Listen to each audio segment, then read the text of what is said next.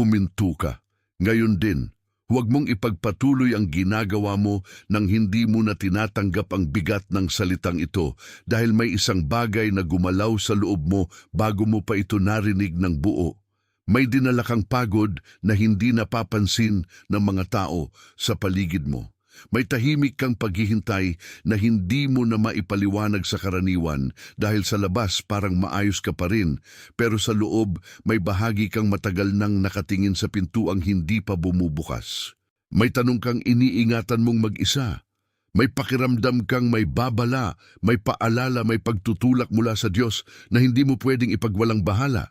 Kaya manatili ka rito dahil sa dulo ng mensaheng ito, ipapakita ko sa iyo kung ano ang bitag, bakit ito lumitaw ngayon, at kung paano ka hindi nito mababasag kung susunod ka. Hindi ito salita para sa lahat. Ito ay para sa iyo dahil may mga bagay kang napapansin na hindi pinapansin ng iba at may bigat kang dinadala na hindi nila kayang pangalanan. Sa dulo nito, makikilala mo ang mga palatandaang matagal nang dumadaan sa buhay mo. Mauunawaan mo ang iisang padron na palihim na humihila sa iyo palayo sa kapayapaan. At bago matapos ito, may tatak na salita akong ilalagay sa pagitan ng iyong pandinig at ng iyong puso na hindi mo madaling malilimutan. Kung minsan, ang mensahe na dumadating sa iyo ay hindi dumarating para aliwin ka lamang. Dumarating ito para gisingin ka, para ipakita sa iyo na ang ilang pinto ay hindi nakasara dahil tinanggihan ka. Nakasara ang mga iyon dahil may bitag sa likod ng bagay na gusto mong pasukin. At ngayong gabi, hindi ka dito dinala ng pagkakataon. Dinala ka rito sa tamang oras, sa oras na ang puso mo ay handa ng marinig ang totoo nang hindi mo na kailangang magpanggap na matibay ka pa rin sa mga bahaging matagal nang napapagod. May dahilan kung bakit tumama sa iyo ang pamagat na ito. May dahilan kung bakit parang ikaw ang tinutukoy nito bago pa man magsimula ang bawat salita. At ang dahilan na iyon ay hindi para takutin ka. Ito ay para iligtas ka mula sa maling hakbang na magiging mabigat kung hindi mo mapapansin sa oras. May isang bagay nang nangyayari sa iyo at hindi ito basta pakiramdam lamang. Ito ay mas malinaw kaysa sa kaba, mas malalim kaysa sa pag-aalinlangan at mas tahimik kaysa sa anumang ingay na nasasanay mong tawaging normal. Napapansin mo bang may mga gabi na bigla kang nagigising nang walang malinaw na dahilan? Parang may humila sa iyong diwa mula sa panaginip pabalik sa pag-iingat? Napapansin mo bang may sandali sa araw na kahit walang nangyaring masama, bumabagsak ang dibdib mo na parang may hindi nakikitang bigat na dumampi roon? Napapansin mo bang ang ilang usapan na dati ay madaling dalhin ay biglang pakiramdam mo ay mababaw na lamang? Parang may pagitan na pumasok sa pagitan mo at ng mga taong dati mong madali pang nakakausap. Napapansin mo bang may mga pangako o pananahimik sa paligid mo na hindi mo na kayang lukuhin ang sarili tungkol sa kahulugan nila? Napapansin mo bang umiikot ang ilang bilang, ilang tanda, ilang pamilyar na pagkakasunod-sunod sa mga lugar na hindi magkakaugnay na para bang may kumakatok sa iyong pansin sa paulit-ulit na paraan? Napapansin mo bang sa mga panahong ito, mas madaling makita ang hindi totoo kaysa maniwala sa mga salitang madaling sabihin? Ang mga ito ay hindi simpleng istorbo. Ang mga ito ay mga kumpirmasyon. Ang iyong pagod ay hindi lamang pagkapagod, ito ay pag-aayos. Ang iyong paglayo sa ilang lumang usapan ay hindi kalamigan, ito ay paghihiwalay sa hindi na dapat dalhin. Ang paglitaw ng paulit-ulit na tanda ay hindi kalituhan, ito ay paalala na ang langit ay hindi tahimik sa iyo. May mga sandaling ang Diyos ay hindi sumisigaw, ngunit paulit-ulit na naglalagay ng malinaw na bakas sa harap mo upang malaman mong may inaasahan siyang tugon. At kung minsan, ang mismong pag-udyok na nararamdaman mo ay hindi para bilisan mo ang sarili mo, kundi para mapansin mo kung saan ka inaakay ng bitag at kung saan ka inaakay ng katotohanan. Huminga ka ng dahan-dahan kasama ko. Hayaan mong lumapat ang mga salitang ito sa bahaging matagal ng pagod na humawak sa lahat mag-isa. Hindi mo kailangang ipagtanggol ang nararamdaman mo upang ito ay maging totoo. Na kung kahit isa sa mga iyon ay tumama sa iyo, kung may isa mang sandali nitong mga huling minuto na bumigay ang balikat mo at biglang naging malinaw sa loob mo ang dahilan, i-type mo ang salitang 888 sa mga komento. Ang mga daliri mong nagtatype niyan ay hindi basta gumagawa ng ingay. Ang mga iyon ay simpleng pagsang-ayon ng iyong espiritu sa narinig mo. Ang 888 ay ang bilang ng pag-apaw. At minsan iyon ang unang tanda na hindi ka nauubusin ng dati mong ikinulong sa sarili mo. I-type mo ang 888 at saka ka bumalik sa akin. Pero may mas malalim pa rito. Sa ilalim ng mga tandang ito may isang padron na matagal nang gumagalaw sa likod ng iyong mga desisyon. At kung hindi mo ito makikita, ang bitag ay muling magpapangalan ng sarili bilang pagkakataon. Ang padron na iyon ay ang paghawak sa isang pintuang hindi ka na dapat bumalikang buksan. Ito ang ugali ng kaluluwa na nananatiling nakatayo sa dating lugar kahit matagal nang inalis ang paanyaya. Ito ang tahimik na pagsunod sa luma kahit iba na ang panahon. Ito ang pagkalito sa pagitan ng katapatan at pagkapit. Maraming beses mo nang nakita ito sa sarili mo, kahit hindi mo pa ito tinatawag sa tamang pangalan. Kapag may bagay na tila kaunti na lamang ang kulang, bumibilis ang puso mo at iniisip mong baka kailangan mo lang maghintay ng kaunti pa. Kapag may relasyon, tungkulin o pangakong matagal nang nagdudulot ng bigat, may bahagi kang nagsasabing, huwag mo munang bitawan dahil baka ikaw ang mali. Kapag may bukas na parang tinatawag ka, pero may nakaraang humihila sa likod mo, madalas mong pinipili ang kilala kahit masakit dahil ang kilala ay mas madaling hawakan kaysa sa hindi pa natutuhog na bagong pag-asa. Hindi kita sinisisi sa pagkatuto mong kumapit. May dahilan kung bakit naging ganoon ang kamay ng puso mo. May dahilan kung bakit naging mas mabilis kang magtiis kaysa magtiwala sa pagtulak ng Diyos palabas ng luma. Minsan, mas madaling magbantay sa isang pintuang hindi na ginagamit kaysa maglakad papunta sa pinto na talagang inihanda para sa iyo. At ang tahimik na halaga nito ay napakabigat. Umiikli ang iyong kapahingahan, lumalabo ang iyong pakiramdam sa tamang oras, nauubos ang iyong lakas sa paghahanap ng sagot sa isang bagay na hindi ka naman kailanman sinadya ng Diyos na pagtrabahuan hanggang maubos ka. Kaya pakinggan mo ito ng malinaw, hindi lahat ng kapangyarihan sa isang bagay ay patunay na para ito sa iyo. Hindi lahat ng bukas na tingin ay paanyaya. Hindi lahat ng dating pamilyar ay ligtas. At may mas malalim pang ugat ang lahat ng ito. May panahon sa iyong buhay na may isang bagay na dahan-dahang pinaamo, pinahina o pinatahimik sa loob mo, kaya ang nakakabit ngayon sa iyong padron ay mas matanda kaysa sa huling problemang nakita mo. Para itong isang bakuran na dati mong tahanan, ngunit matagal kang pinaniwalang hindi sa iyo iyon. Sa unang tingin, parang bakod lamang iyon, parang ilang pader, parang ilang anino sa ilalim ng araw. Ngunit habang tumatagal, napapansin mong may mga bakas ng mga hakbang na laging pabalik-balik sa iisang daan, na para bang may nagpatayo ng limitasyon sa mismong lugar na dapat sana'y pinagmumulan ng kapahingahan. Ang bakurang iyon ay may lumang tarangkahan, at ang tarangkahang iyon ay minsang sinabihan ang iyong puso na huwag lumapit. Kaya ngayon, kapag may paanyaya ang Diyos na ipasok ka sa mas maluwag na lugar, natural na may bahagi kang natatakot dahil ang loob mo ay sanay sa masikip na pag-iingat. Ngunit ang totoo, ang bakurang iyon ay hindi ipinanganak upang ikulong ka. Ang bakod ay hindi mo tunay na pagkatao. Ang susing iyan ay hindi nawala. Ang boses na tumahimik ay hindi nawala. Itinago lamang sa ilalim ng mga tao ng pag-iingat. sa ilalim ng mga sandaling kailangan mong maging matatag para mabuhay. May mga araw na parang may hangin na umiikot sa loob ng bakuran, ngunit walang pumapasok na liwanag.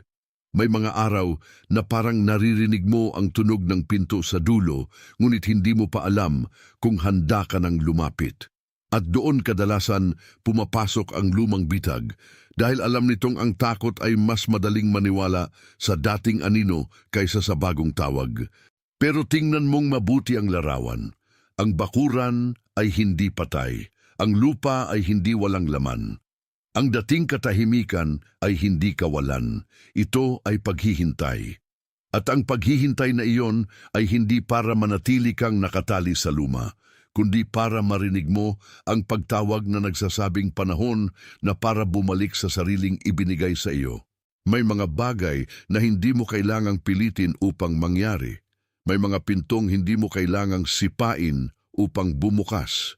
May mga paglapit na hindi gawa ng lakas, kundi ng pagkilala na hindi ka na estranghero sa lugar na matagal nang inilaan para sa iyong kapayapaan. At dito, sa mismong larawan ng bakuran, gusto kong sabihin sa iyo na ang iyong pagkilos ng pagbabalik ay hindi kahinaan.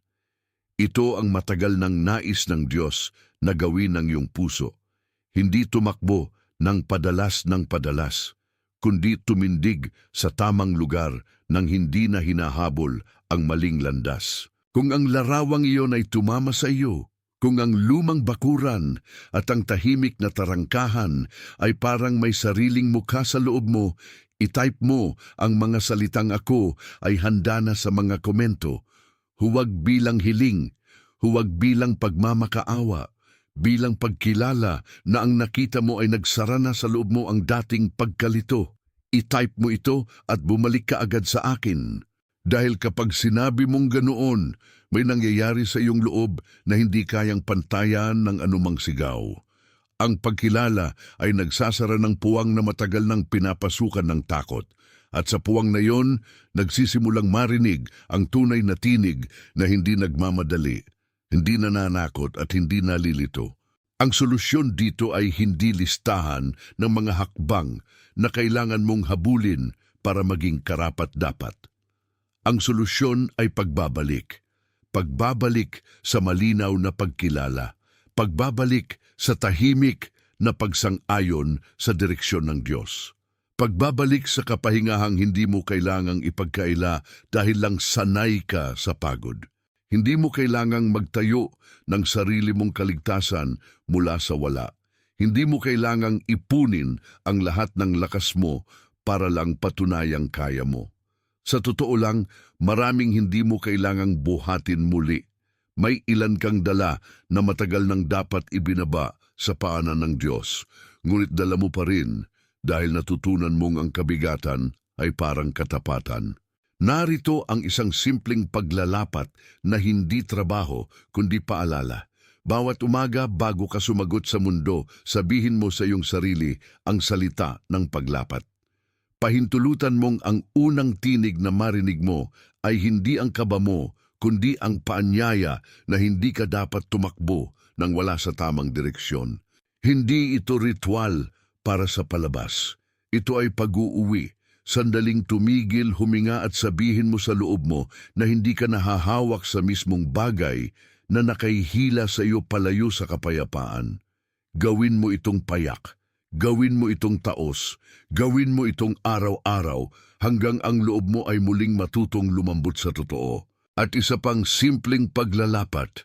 Tuwing may bagay na biglang nagmamadaling kunin ka ng dating takot, pangalanan mo muna ito bago mo pagpasiyahan. Huwag mo munang tawaging tadhana ang bawat pag-udyok. Huwag mo munang tawaging pintuan ang bawat bukas na anyo. Kilalanin mo muna kung ito ba ay kapayapaan o bitag na mahusay lamang magpanggap. Iyan ang pag-aalaga sa bigay ng Diyos. Hindi pagmamadali, hindi pakikipaghabulan, kundi maingat na pagkilala sa kung ano ang dapat manatili at kung ano ang dapat iwanan. Kaya kung ngayon pa lamang ay nararamdaman mo nang lumalalim ang hiwaga nito, huwag kang matakot sa lalim. Ang lalim ay hindi para lunurin ka. Madalas, Ang lalim ay lugar kung saan nabubunyag ang matagal nang nakatagong direksyon. At ang totoo, may isang tao ring pumasok sa isip mo habang naririnig mo ito. Maaring tahimik sila sa labas, ngunit pagod na pagod sa loob. Maaring matagal na silang nag-aasikaso sa lahat ngunit tila laging naiiwan kapag oras na ng pagdating ng sagot. Maaaring sila iyong palaging malakas sa mata ng iba ngunit walang nakakapansin sa bigat na dala nila kapag gabi na. Maaaring ang mukha na naisip mo ay ng isang taong matiyaga, halos hindi nagrereklamo at marunong magdala ng pasan ng walang ingay. Maaaring sila iyong taong matagal nang naghihintay sa tamang salita, sa tamang pag-abot, sa tamang paalala na hindi sila nakakalimutan. Ipadala mo sa kanila ang mensaheng ito, hindi bilang rekomendasyon, bilang pagdadala, bilang simpleng paraan ng pagsasabing may nakita kang hindi mo dapat ipagdamot dahil may sakit na nagiging magaan kapag may kasama sa pagdadala nito. Kung sakali mang ang salitang ito ay tumama sa kanila sa oras na kailangan nila, magiging patunay din ito na ang mga mensahe ng Diyos ay may tamang destinasyon kahit hindi natin alam agad kung bakit tayo ang pinatadaan dito. Bago ito magsara, itype mo ang mga salitang "Ako ang pinili" sa mga komento, hindi bilang hiling, hindi bilang pag-asa lamang, bilang kumpirmasyon, dahil ang nangyayari sa iyo sa mga minutong ito ay hindi basta panandali ang aliw, ito ay isang tahimik na kasunduan sa pagitan ng iyong pandinig at ng hindi mo pa noon lubos na pinaniniwalaan. I-type mo ito ng dahan-dahan. Hayaan mong ang mga daliri mo ang magsabi ng totoo na matagal nang sinusubukang sabihin ng puso mo. Ikaw ay pinagtitibay. Ikaw ay itinatakda. Ikaw ay iniaayon sa tamang daan. Ikaw ay hindi na kailangang bumalik sa bitag na muling tumatawag sa anyo ng pamilyar. Ikaw ay pinangangalagaan habang natututo kang bumitaw. Ikaw ay pinalalapit sa kapahingahang hindi mo na kailangang paghirapan ng mag-isa. Sa mismong sandaling ito, sa iba't ibang bahagi ng mundo, may mga puso ring tumatanggap ng kaparehong pagkilala. Hindi ka nag-iisa sa pagdinig na ito. Bahagi ka ng isang tahimik na paggalaw na hindi sumisigaw para mapansin, ngunit totoo dahil binabago nito ang paraan ng pagtanaw mo sa sarili mo.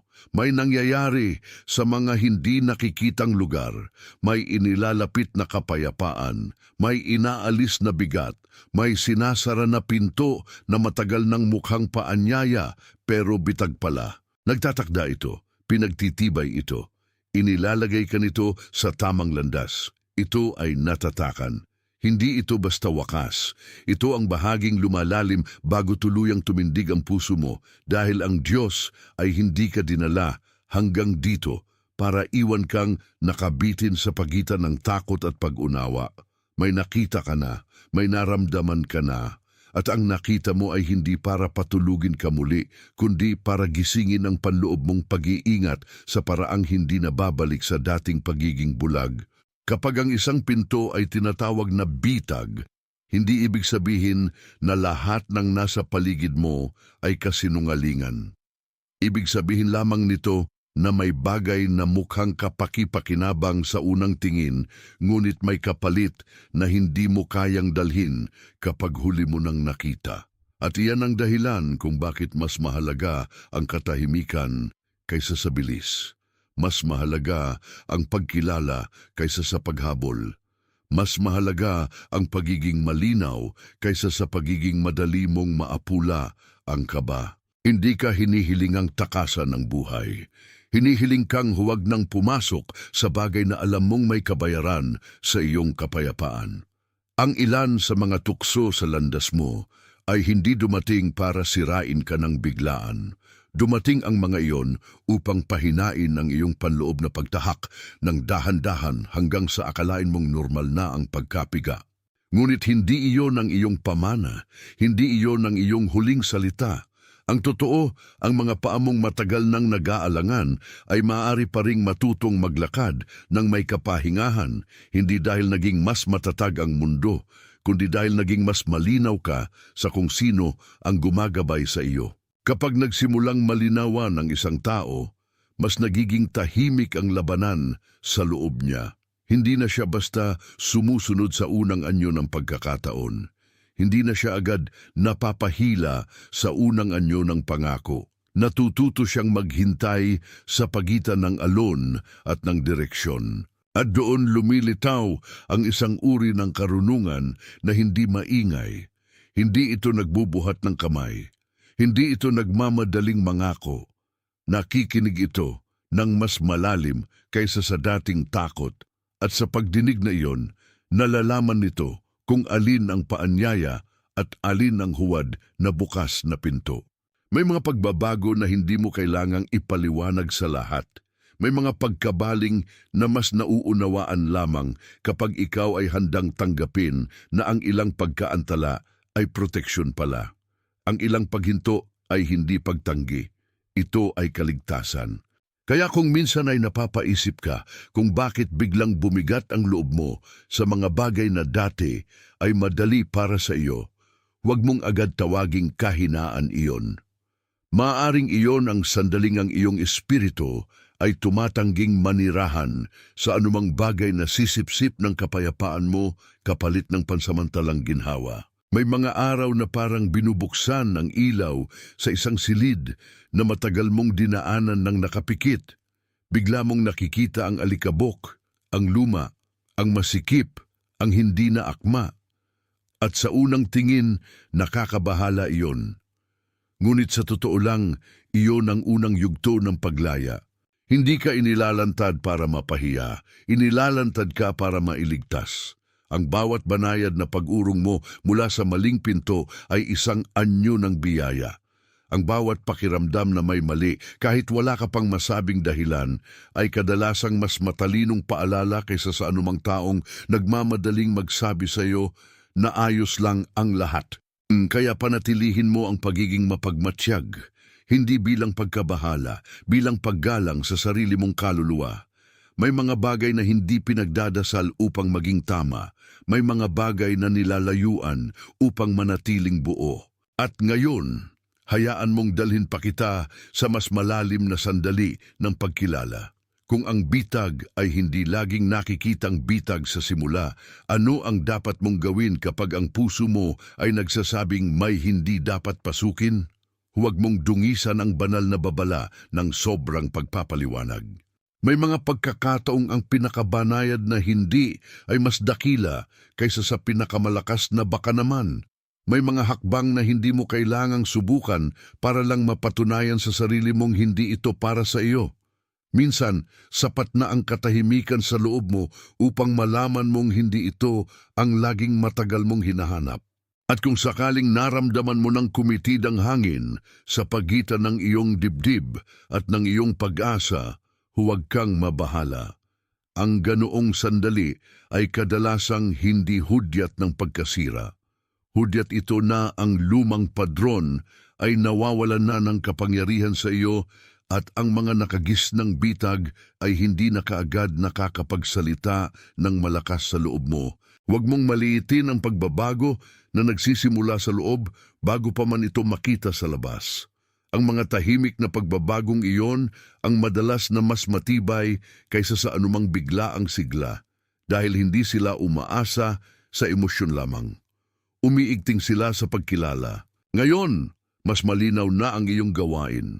Hindi ito paghahabol sa lahat ng inaalok. Hindi ito pagbibigay ng pahintulot sa bawat daang mukhang mabuti. Ito ay pagiging tapat sa mensaheng bumabagsak sa loob mo kapag ang Diyos ay nagpapakita ng pinto na hindi ka dapat buksan. At kapag natutunan mong tanggihan ang bitag ng walang gulo, may kapayapaan kang hindi mo pa nararanasan dati.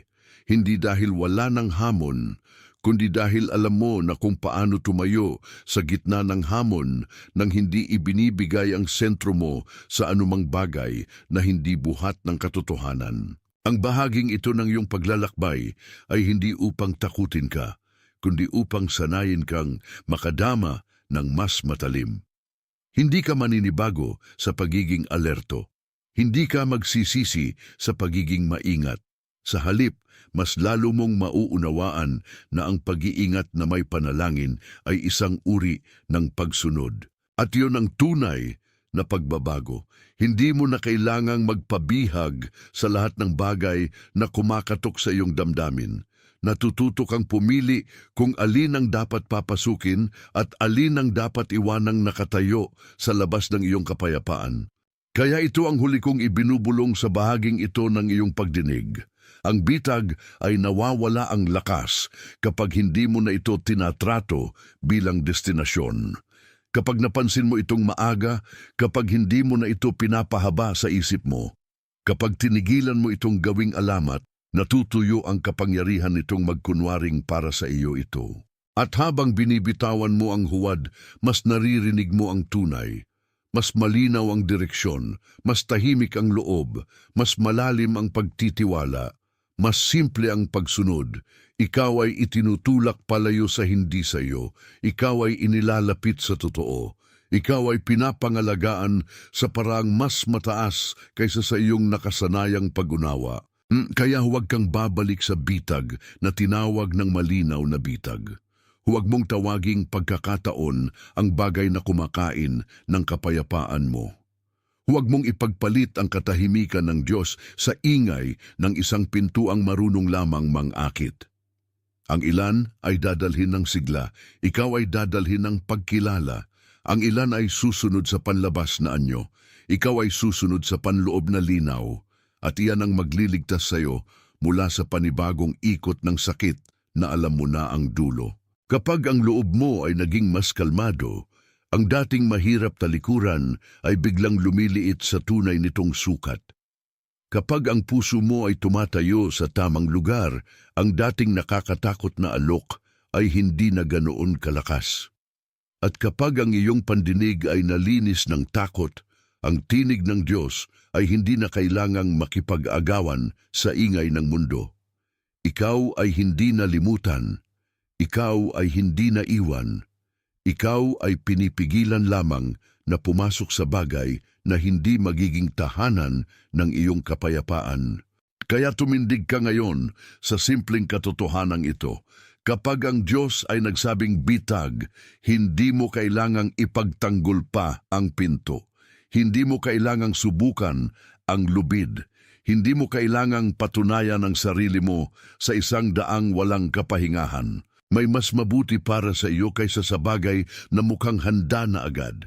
May mas malalim kaysa sa bilis. May mas totoo kaysa sa nakita mong aliw sa unang tingin. At ang mas totoo na iyon ang magtatagal kapag ang iba ay nalusaw na sa liwanag ng panahon. Manatili ka sa linaw na yon, manatili ka sa katahimikan na yon, manatili ka sa pagsunod na yon, dahil dun ka hindi malulunod sa mali. At dito na natin tinatapos ang huling paglalim bago ang pagtatatak. Hindi na kita hihilahin pabalik sa takot. Hihilahin kita pabalik sa pagkilala dahil ang pagkilala ang unang anyo ng kapangyarihang hindi kayang tumbasan ng bitag. Ikaw ay pinakikinigang muli. Ikaw ay pinatitibay sa gitna ng babala. Ikaw ay inaalis sa anumang huwad na tawag. Ikaw ay hindi na magbubukas ng pinto sa anumang sisipsip sa iyong kapayapaan. Ikaw ay itinatakda para sa malinaw na daan. Ikaw ay pinangangalagaan habang natututo kang tumanggi sa mali. Sa sandaling ito, maraming puso sa iba't ibang sulok ng mundo ang nakikilala rin ang parehong uri ng babala, ang parehong uri ng paglaya, ang parehong uri ng tahimik na pagkilos ng Diyos na hindi kailangan ng ingay upang maging totoo. At dahil hindi ka nag-iisa sa pagdinig na ito, ang iyong pagtugon ay bahagi ng mas malaking pagbangon. Ang iyong pag-iingat ay bahagi ng mas malaking pag-aayos. Ang iyong pagsunod ay bahagi ng mas malaking biyayang gumagalaw ng palihim, ngunit hindi kailanman walang saysay. Kaya ang huling salita ay ito, maglakad ka ng may linaw, hindi may pangamba. Humawak ka ng may pagkilala, hindi may pagpupumilit. At kapag ang isang bagay ay tinawag na bitag, makinig ka agad sa babala. It is sealed.